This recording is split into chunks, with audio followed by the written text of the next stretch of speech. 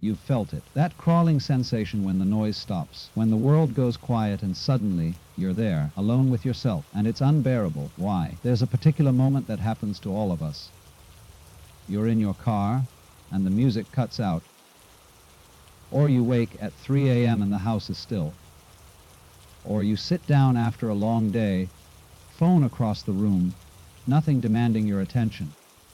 And in that gap, that pregnant pause between one distraction and the next, something rises. Not peace, not calm, something else. A restlessness, an urgency. Your hand reaches for your phone before you've even decided to reach. Your mind floods with tasks, worries, phantom notifications. You stand up, sit back down, turn on the television just for background noise, even though you're not watching. Anything but that silence.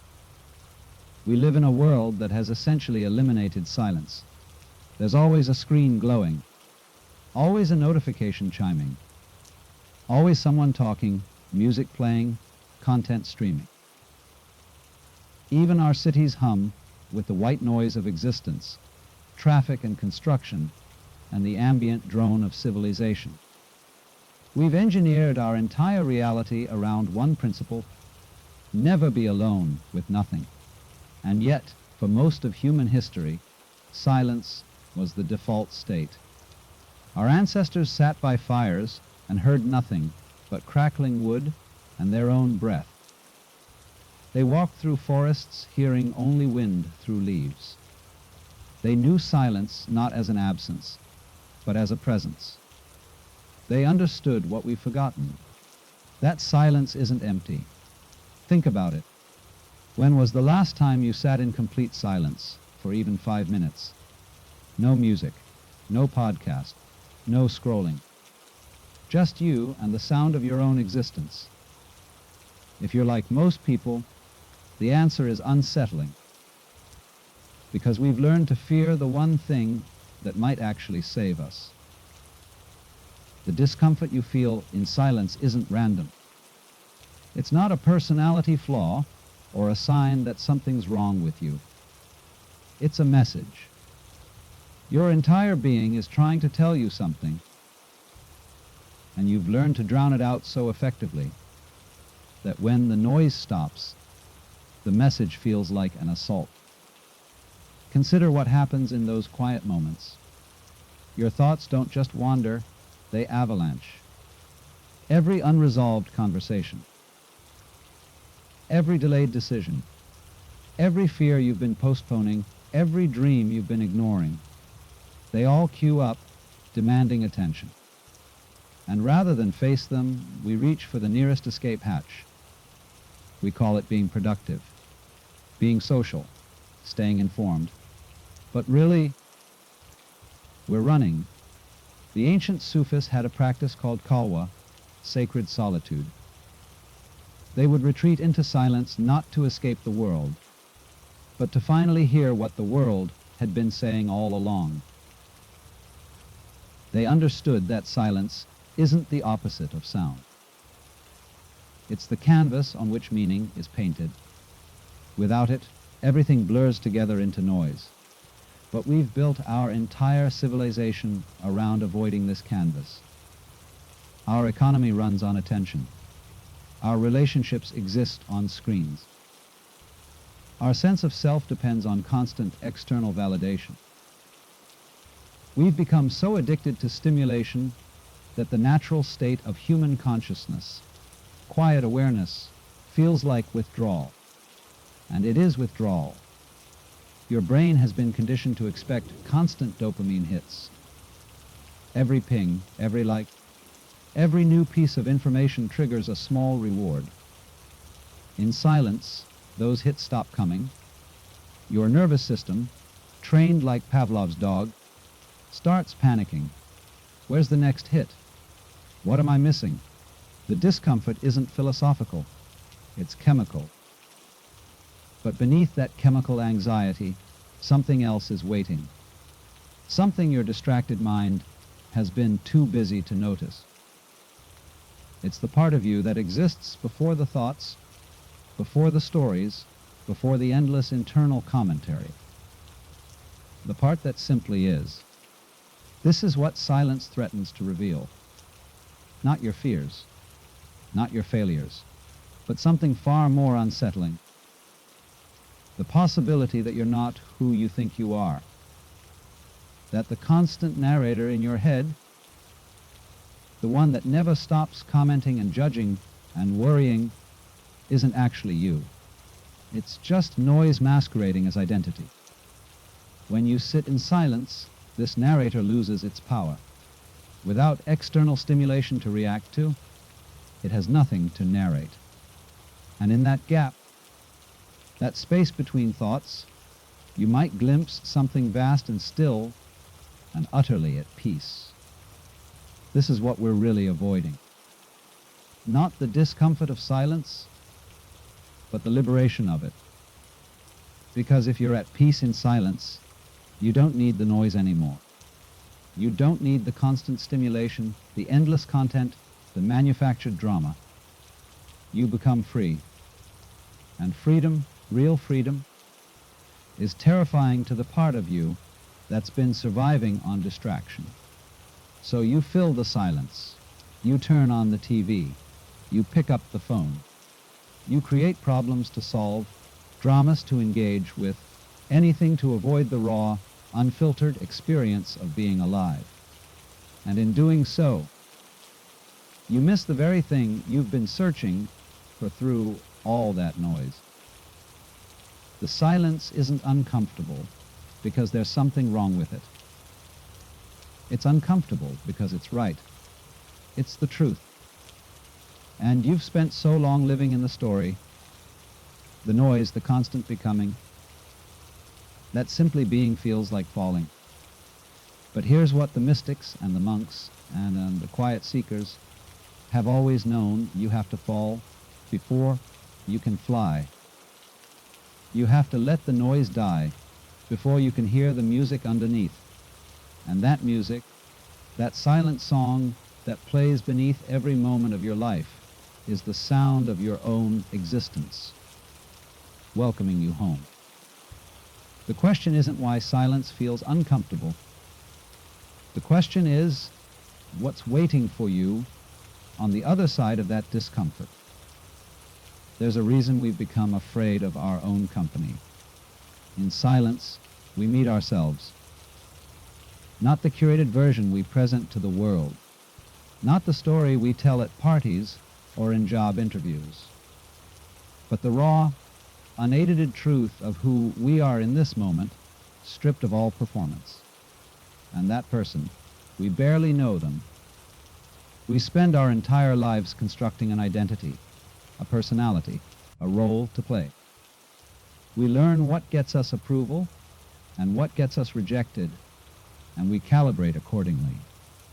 We become experts at being what others need us to be: parent, partner, professional, friend. Each relationship requires a slightly different performance, and we switch between them so seamlessly we forget we're acting at all. But in silence, there's no audience, no one to perform for, no external reference point to measure yourself against. You're just there, raw and real, and completely exposed to your own gaze. And for most of us, this is intolerable, because we realize in those quiet moments how much of our identity is borrowed. How many of our thoughts aren't actually our thoughts, but echoes of things we've heard, read, been told. How many of our desires aren't truly ours, but implanted by advertising culture, family expectation. We're like birds that have learned to sing the songs of others and forgotten our own voice entirely. The Buddhist tradition speaks of anatman, the no self. Not that you don't exist, but that the you think you are is largely a construction. A story maintained through constant reinforcement, and silence stops that reinforcement. It pulls away the scaffolding, and you see how shaky the structure really is. This is deeply threatening to the ego. The ego's entire job is to maintain the story of I. I want that. I'm afraid of this. I need that. It's a full-time position, and the ego takes its work very seriously. But it's exhausting work because the story keeps changing. You have to constantly update it, defend it, prove it. In silence, the ego has nothing to do, no one to impress, no argument to win, no image to maintain. And so it does what any entity facing obsolescence does: it panics. It manufactures crises. It dredges up every past mistake and future worry. It creates mental dramas to justify its existence. Because if you don't need the ego, what is it for? This is the deeper layer of discomfort. Not just chemical withdrawal from stimulation, but existential anxiety about who you are without the noise. The noise has become your identity. Take it away, and what remains? The answer, according to every contemplative tradition, is everything. But not everything as objects, as things to possess or achieve. Everything as awareness itself, the space in which all experience arises. You are not the contents of consciousness. You are consciousness itself. But this realization requires something we're not used to giving: attention without agenda. In silence, you can't consume experience. You can't scroll past it or skip to the next thing. You have to actually be with what is. And what is often uncomfortable. Boredom, restlessness, grief you've been avoiding, joy you've been too busy to feel. The full spectrum of human experience, unmediated by distraction. We've become so skilled at avoiding this direct contact with reality that we barely remember it's possible. We experience life through layers of thought, memory, projection, comparison. We're never quite here, always planning the next moment, replaying the last one, imagining how things could be different. The present moment, the only moment that actually exists, we miss entirely. Silence strips away these layers. It returns you to immediacy, the feeling of breath moving in your chest, the sensation of sitting, the ambient temperature of the room, the actual tactile, undeniable fact of being alive right now. And this is overwhelming because it's real in a way our mental abstractions aren't. The mind resists this. It wants to think about breath, not feel it. It wants to analyze silence, not experience it. It wants to turn everything into concept, because concepts can be controlled. Experience can't. Experience simply is. And being with what is, without trying to change it, fix it, or escape it, is a skill we've almost entirely lost. This is why meditation traditions don't just suggest sitting in silence. They insist on it. They know that the only way to break the tyranny of thought is to stop feeding it, to sit still enough, long enough, that the incessant commentary finally winds down, and when it does, something else emerges. Not another thought, not a better idea about yourself, but a quality of presence that was there all along, buried beneath the noise, a vast, open awareness that doesn't need anything, doesn't lack anything, doesn't become anything. It just is. And it's been waiting patiently for you to notice it your entire life. But noticing requires stopping, really stopping. Not the pretend stopping, where you sit still but your mind keeps racing. Actual stopping, where the doing ends and the being begins. Where the performance drops and the performer remembers they're not the role. This is terrifying because it means letting go of control. The noise, the distraction, the constant mental activity, it all serves a purpose: to give you the illusion that you're in control of your experience. That if you think hard enough, plan carefully enough, stay busy enough, you can avoid pain and secure happiness. But silence reveals the truth. You were never in control, not of other people, not of circumstances, not even of your own thoughts and feelings. They arise and pass like weather. All you've ever really controlled is your attention, where you place it, how you relate to what appears. And this simple recognition changes everything. Because if you're not controlling the show, you can finally relax. You can stop trying to force reality to conform to your preferences. You can simply be with what is in this moment and discover something shocking. It's enough. You're enough. Everything is already complete, already whole, already perfect in its imperfection. But you can only discover this in silence, because the noise, by its very nature, creates the sense of lack, of incompleteness, of needing something more, something else, something other than this.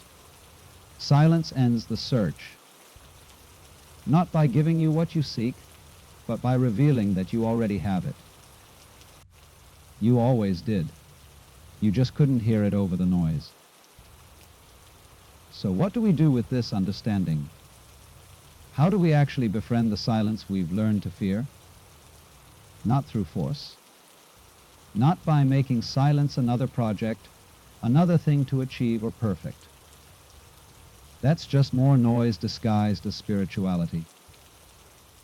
The mind loves to turn even liberation into a task, complete with goals and metrics and performance anxiety. No. Befriending silence requires something gentler. Something more like remembering than achieving. Like coming home to a place you never actually left. Start simple. Impossibly simple. So simple your mind will dismiss it as too easy to matter. That's how you know it's right. Tomorrow morning, before you pick up your phone, sit on the edge of your bed for 2 minutes. Just sit. Don't meditate. Don't try to clear your mind. Don't even try to be present. Just sit there, doing nothing, and notice what happens. You'll probably feel restless. Your mind will immediately generate reasons why this is a waste of time. You'll think of 17 things you should be doing instead. Your hand will itch toward your phone. This is normal. This is perfect. This is the addiction revealing itself. Don't fight it. Just notice it. Notice how strong the pull is. Notice how the mind creates urgency around nothing. Notice how uncomfortable it is to simply exist without purpose or direction, even for 2 minutes. That noticing is the practice, not the silence itself, but your relationship to it. Not the absence of noise, but your response to the absence. Because here's what most people miss: silence isn't something you create. It's something you uncover. It's already here, right now, beneath the noise. You don't need to achieve it or earn it. You just need to stop covering it up. Think of it like the sky. Clouds pass through, storms rage, the atmosphere fills with weather. But above all that, the sky remains, vast, clear, unchanged by what passes through it. Your awareness is like that sky. Thoughts, emotions, sensations, they're all weather. They come and go. But you, the awareness in which they appear, remain. Silence lets you recognize yourself as sky rather than weather. Not by eliminating the weather, but by stopping your identification with it. You're not the anxious thought. You're the space in which anxiety appears. You're not the restless feeling. You're the awareness that notices restlessness. This shift is subtle but revolutionary. Because once you recognize yourself as awareness rather than content, nothing can truly disturb you. Oh, disturbances still arise. Pain still hurts. Sadness still aches. But there's a quality of spaciousness around it all. A recognition that this too shall pass. That you're bigger than any experience, because you're what experiences. But to discover this, you have to spend time in silence. Not thinking about silence. Not reading about meditation or listening to talks about presence. Actually sitting in the raw, unmediated fact of existence. And this requires courage. The courage to be bored. The courage to be uncomfortable. The courage to meet yourself without pretense. Here's a practice the Sufis used, adapted for our noise. Addicted age, choose one activity you do daily, something mundane. Washing dishes, walking to your car, brushing your teeth. For the duration of that activity, commit to absolute presence. No music, no podcast, no planning or reminiscing. Just the full sensory experience of that moment. When you wash dishes, feel the temperature of the water. Notice the texture of soap on your hands. Hear the clink of plates. This isn't about making dishwashing pleasant or meaningful. It's about training your attention to stay with what is, rather than constantly escaping to what could be. At first, this will feel impossible. Your mind will wander within seconds. You'll catch yourself lost in thought, hands moving automatically while you plan tomorrow's meeting. This is fine, expected. The practice isn't to never think. It's to notice when you've left and gently returned, again and again, 1,000 times if necessary. Each return is a small victory over the tyranny of thought. Each moment of presence is a crack in the armor of the ego. And slowly, almost imperceptibly, something shifts. Presence stops, feeling like effort, and starts feeling like rest. Silence stops, feeling like absence, and starts feeling like fullness. You begin to notice the quality of aliveness that permeates everything. The way sunlight falls across a wall, the texture of breath, the exquisite complexity of simply being aware. Things you've looked at 1,000 times suddenly appear new, vivid, almost impossibly detailed, because you're actually seeing them for the first time, not thinking about them, seeing them. This is what the mystics mean by awakening, not some grand cosmic revelation, just this: the direct, unmediated experience of reality, stripped of the mental commentary that usually obscures it. And it's always available, right here, right now, in the space between thoughts. But here's the paradox: you can't make this happen. You can only allow it, you can only stop preventing it. All the noise, all the distraction, all the constant becoming, it's prevention. You're working so hard to be someone, to achieve something, to get somewhere, that you miss the fact that you already are everything you're seeking. Silence reveals this. Not through information or insight, though those may arise, but through the simple fact of recognition, like seeing your reflection in a still pond. You don't create the reflection. You just stop disturbing the water enough that it becomes visible. So the practice isn't to achieve anything. It's to stop disturbing. To sit still enough, long enough, that the water settles. And when it does, you'll see what was always there. Not something new. Not something you gained. But something you are. Something you've always been. Something that was patiently waiting beneath the noise for you to remember. And that remembering doesn't require years of practice or perfect conditions or special knowledge. It requires only this: the willingness to be with yourself without distraction for just a few moments each day, to let the silence have you, to stop running and simply arrive here. Now, home. There's a moment that comes if you spend enough time in silence. Not always quickly, not predictably, but it comes. You're sitting there, maybe frustrated, maybe bored, maybe wondering why you're wasting time doing nothing when you could be productive. And then something releases. Not a thought, not a decision, just a softening, a letting go you didn't know you were capable of. The world doesn't change. The circumstances of your life remain the same, but your relationship to all of it shifts. The weight you've been carrying, the one you've carried for so long you forgot it was there, suddenly drops, and you realize you put it down. Not permanently, not forever. The weight will return, the burdens will come back, because that's the nature of living. But now you know something you didn't before. You know the weight isn't you. You know you can put it down. You know that beneath all the doing and the striving and the endless performance, there's something that doesn't need to be anywhere or achieve anything. Something that's already complete. This is what freedom feels like. Not freedom from circumstances.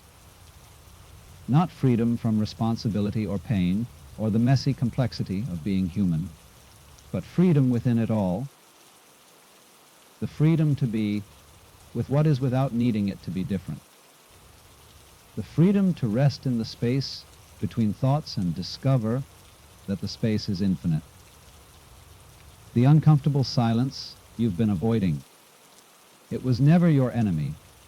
It was a doorway. And on the other side of that doorway isn't emptiness or meaninglessness or the void the ego fears. It's the opposite. It's fullness. The fullness of existence itself, no longer filtered through the narrow lens of thought. You spend your whole life building identity, security, meaning. You gather beliefs and possessions and relationships and accomplishments, stacking them like stones into a fortress that will protect you from the uncertainty of existence. And then one day, in silence, you see the truth. The fortress was a prison. The protection was isolation. The certainty you sought was just another form of fear. And in seeing this, the fortress crumbles. Not through destruction, but through recognition. You realize you never needed protection. You were never separate from the vastness you were defending against. You are the vastness. You always were. This is the great joke at the heart of existence. We spend decades searching for home, for belonging, for peace, and all along we were the home we sought. The peace we craved wasn't something to acquire. It was something to remember. And silence is the remembering. But here's what matters. This isn't an ending. It's a beginning. Because once you've tasted this depth, once you've touched this stillness, everything changes. Not in some dramatic, life-altering way, in quiet ways, small ways, ways that might not even be visible to others. You stop taking yourself quite so seriously. The stories you tell about who you are and what you need become lighter, more transparent. You see them for what they are, temporary formations like clouds, passing through the sky of your awareness. You become more available, more present, because you're not constantly half, somewhere else, lost in thought, planning the future, replaying the past. You're here, and being here, you notice things. The way people's faces change when they feel truly heard. The subtle beauty in ordinary moments. The quiet miracle of existence that's always unfolding. always knew. You get hurt less easily because you're not defending a self that feels as solid as it used to. Someone criticizes you, and instead of collapsing into shame or bristling with defensiveness, you notice, criticism is happening. That feels uncomfortable, but the you that's noticing isn't the one being criticized. It's something larger, something that can hold the discomfort without being consumed by it. You also hurt others less, because when you're not constantly running from yourself, you stop projecting your unresolved pain onto everyone around you. You stop needing people to be different so you can feel okay. You can let them be who they are, messy and complicated and perfectly imperfect, just like you. This is the real gift of silence, not transcendence, not escape from the human condition, but full participation in it. Being alive not as a problem to solve, but as an experience to have, with all its pain and beauty and confusion and grace. And you realize that the discomfort you felt in silence wasn't warning you away from something dangerous. It was inviting you towards something true. The discomfort was the sound of your defenses dropping, the feeling of ice melting, the sensation of a clenched fist finally opening. Because here's what no amount of distraction can give you: the experience of being enough.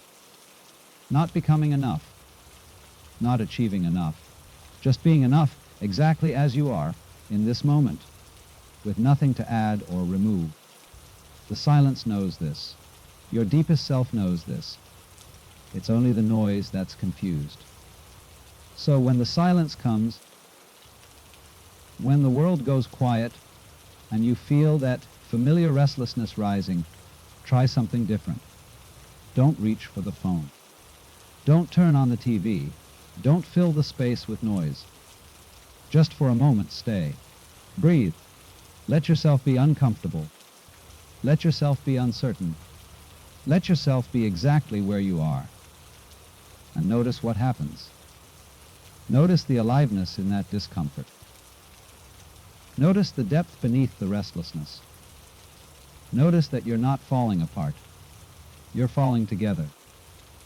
Coming home to the one place you've been avoiding here, now. The silence isn't uncomfortable because there's something wrong with it. The silence is uncomfortable because it's showing you what's right, what's true. What's always been true, waiting patiently beneath the noise for you to listen. So listen, not with your ears, with your whole being. Let the silence have you. Let it show you what you really are, and discover in that showing that you were never lost. You were never broken. You were never anything other than whole. The noise made you forget. The silence helps you remember. And remembering, you finally come home.